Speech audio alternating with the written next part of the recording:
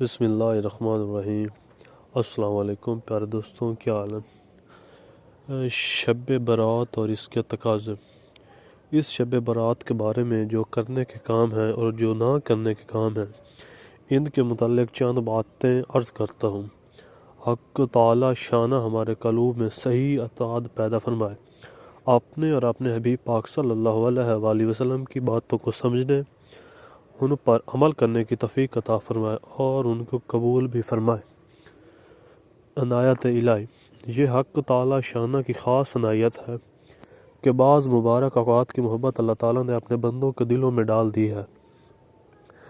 باوجود اس کے کہ حق تعالی شانہ کی عنایتیں ہر وقت انسان کے شامل حال رہتی ہیں، لیکن آپ دیکھتے ہیں کہ جمعہ کا اجتماع عام نمازوں سے زیادہ ہوتا ہے۔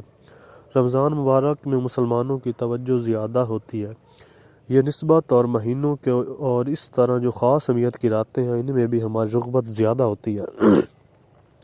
یہ نسبت عام راتوں کی یہ حق تعالی شانہ کی طرف سے بندوں پر خاص عنایت ہے کہ اس خصوصیات عنایت اور مغفرت کے جو مواقع ہیں یا عنایت اور مغفرت کے جو اسباب ہیں، ان کی محبت زیادہ ڈال دی جاتی ہے۔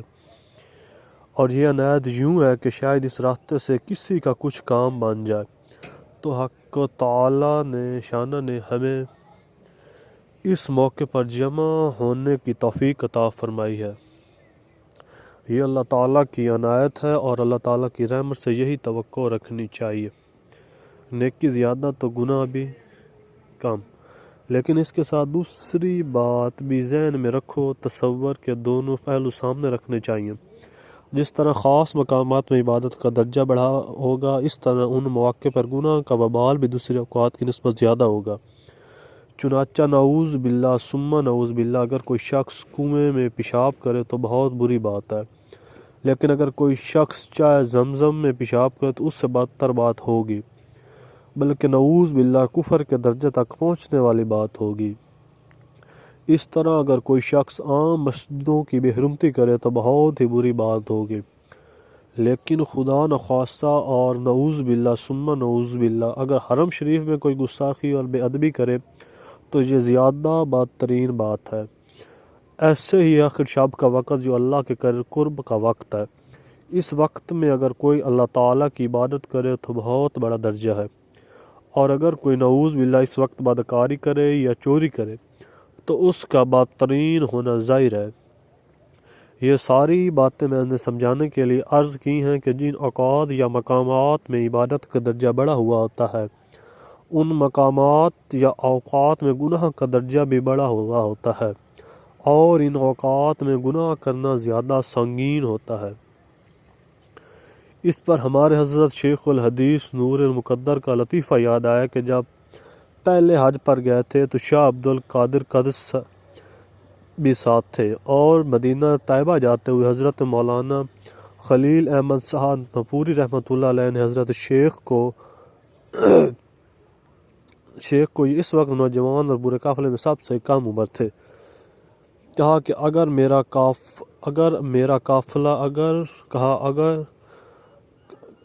امیر قافلہ بنا دے تو ایک موقع پر حضرت شاہ عبد القادر کے ہاں مرغی پکائی گئی، اور شیخ رحمۃ اللہ علیہ اس وقت اتفاق سے موجود نہ تھے، ان کی شرکت نہ ہو سکی۔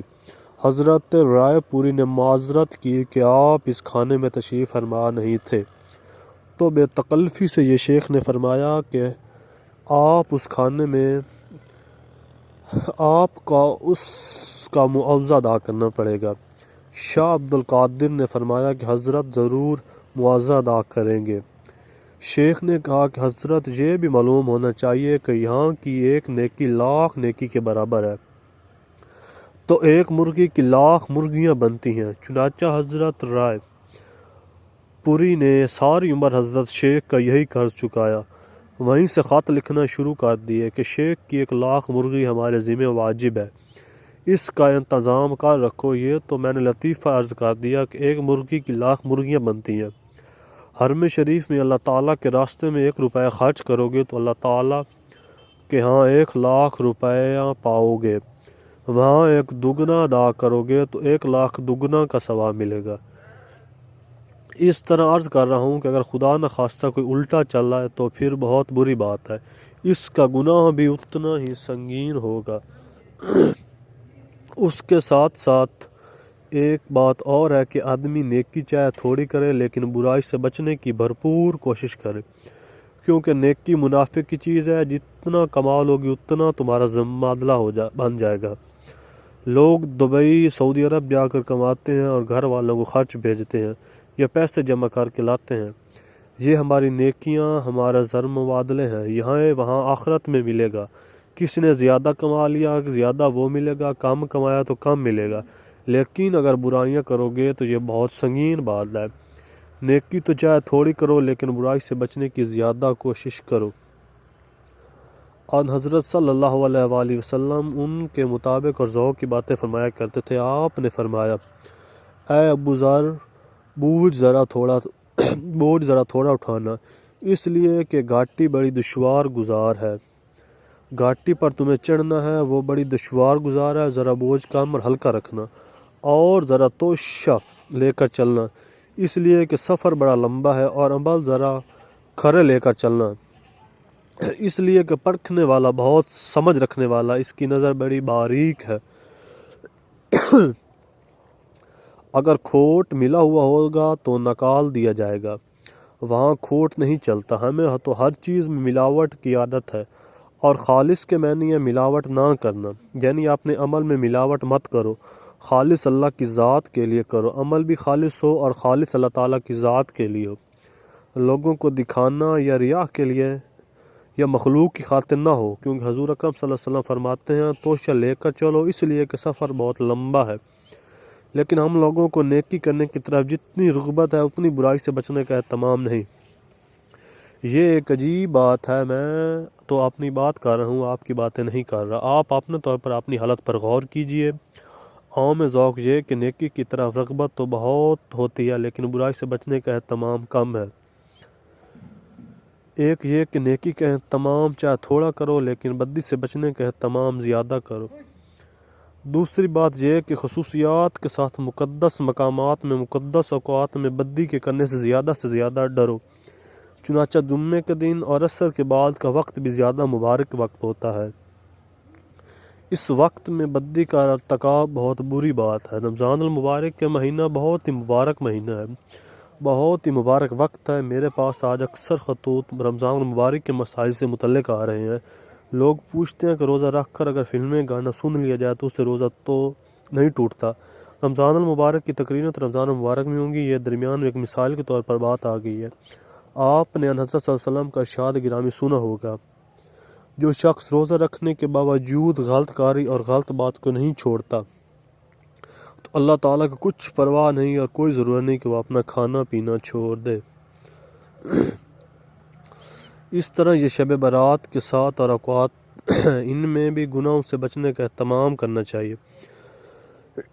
مجھے ان پٹاخوں سے شدید تکلیف ہو رہی ہے۔ لوگ سمجھتے ہیں کہ یہ کار ثواب ہے، یہ یوں سمجھتے ہیں کہ نہ ثواب ہے نہ گناہ ہے، لیکن میں عرض کر دینا چاہتا ہوں کہ آئندہ کے لیے کم از کم یہ معلوم کر لیجئے کہ یہ گناہ ہے۔ اگر یہ رات مبارک ہے تو جس طرح اس رات میں نیکی کرنے کا درجہ زیادہ ہے اس طرح برائی کرنے کا جرم بھی زیادہ ہے، اس لیے اس رات میں پٹاخے بجانا، آتش بازی کرنا یہ بہت ہی زیادہ سنگین جرم ہے۔ اللہ تعالیٰ مسلمانوں کو عقل عطا فرمائے۔ تو یہ ایک بات میں نے عرض کیا کہ یہ اللہ تعالیٰ کی خاص عنایت ہے کہ مبارک اوقات کی محبت ہمارے دلوں میں ڈال دی گئی ہے۔ اللہ تعالیٰ کی اس عنایت کا ہمیں شکر کرنا چاہیے، اور ساتھ کے ساتھ متوقع اور امید بھی رکھنی چاہیے کہ جب اللہ تعالیٰ نے یہ عنایت اور توفیق ہم پر فرمائی ہے تو انشاءاللہ اس کو قبول بھی فرمائے گا اور ہمیں اپنی رحمت کا موار بھی بنائے گا انشاءاللہ۔ دوسری بات، حدیث میں ہے کہ رسول صلی اللہ علیہ وسلم نے ارشاد فرمایا، شعبان کی 15ویں رات کو اللہ تعالیٰ قریب کے آسمان پر نزول فرماتے ہیں اور یوں پکارتے ہیں، کیا کوئی بخشش مانگنے والا ہے کہ میں اس کی بخشش کر دوں؟ کیا کوئی رزق مانگنے والا ہے کہ میں اس کو رزق دوں؟ کیا کوئی مبتلا مصیبت ہے جو اس مصیبت سے بچنے کی درخواست کرے، میں اس کو عافیت عطا کر دوں؟ کیا کوئی فلاں قسم کا آدمی یا فلاں قسم کا آدمی ہے؟ ایک ایک ضرورت کا نام لے کر اللہ میاں پکارتے ہیں۔ تو اس رات میں کام کرنے کے دو کام ہیں۔ تو اس رات میں کرنے کے دو کام ہیں، ایک تو جہاں تک ممکن ہو سکے عبادت کرو اور قرآن کریم کی تلاوت کرو، نماز پڑھنا سب سے افضل ہے، لیکن اگر بیٹھ کر تسبیحات پڑھنی چاہیے تو یہ بھی جائز ہے۔ غرض یہ اللہ کی یاد میں جتنا وقت بھی گزار سکتے ہو گزارو۔